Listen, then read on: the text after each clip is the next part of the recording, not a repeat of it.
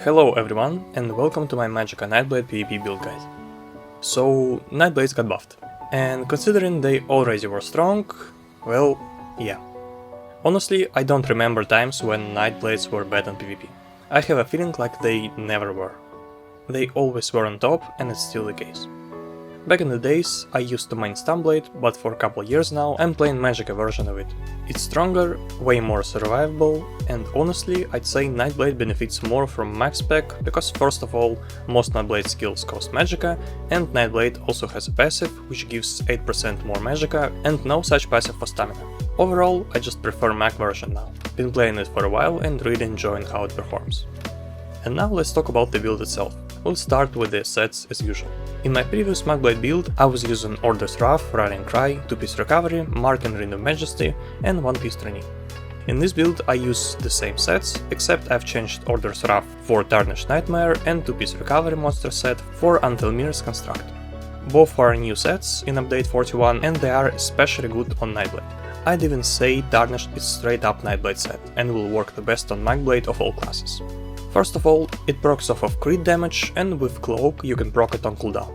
And even without Cloak, Nightblade has more chances to crit than any other class, so even without Cloak you will have OP uptime on proccing it. Second OP thing is that Tarnished Nightmare is AoE physical damage, that applies AoE standard status effect, which is very good, but especially strong on Magblade, because they don't really have access to that type of damage, since most of their damage is magical and not physical.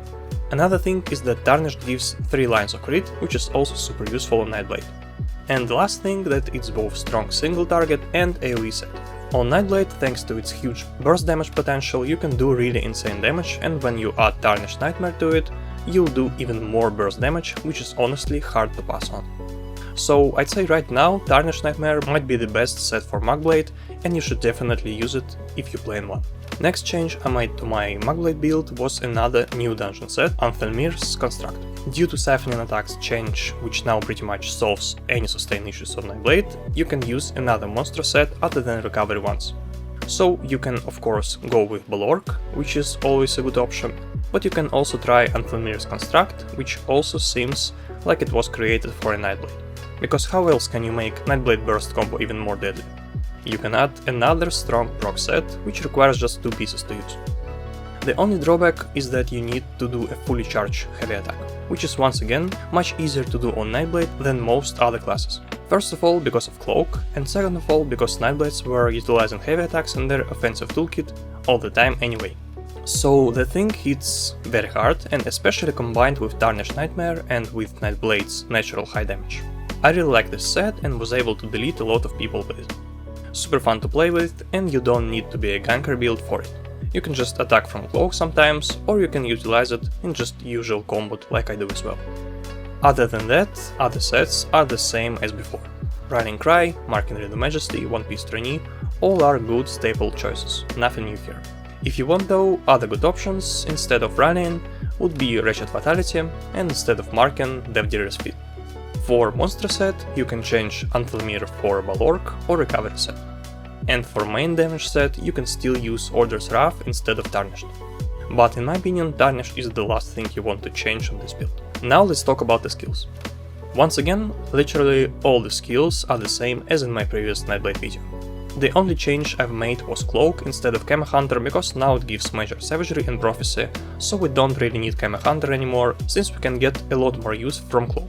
Other skills and why I use them I was explaining in my previous video, and I was explaining other options as well. So in this video I'll talk about them in short. In my opinion, flex skills on this build are Killer's Blade and Refreshing Path. You can swap them for any other skills you like to use. For example, Phantasmal Escape, Mass Hysteria, Shadow Image, Lotus Fan or Race Against Time. Also you can swap Incap for Soul Tether, which is also super OP ultimate. I was playing with it recently and was liking it a lot. Nightblade is one of the best classes for PvP, super strong, super fun to play, a lot of skills and playstyles to choose from, and really I don't know if this class has any drawbacks at all. Damage, check. They do lack dot damage, but not like they need it anyway. Mobility, check. 15% movement speed from Concealed Weapon, plus 30% movement speed from Refreshing Path or Race Against Time. Healing, check. Although Nightblades were kinda considered squishy, it's not the case with Magblade build.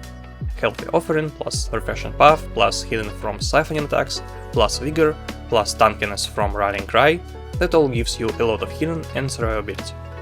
Overall, I really like Magblade and it's one of my favorite PvP classes. Be sure to give it a try, feel free to try different stuff on it if you'd like, and have fun. Thank you all for watching, and goodbye.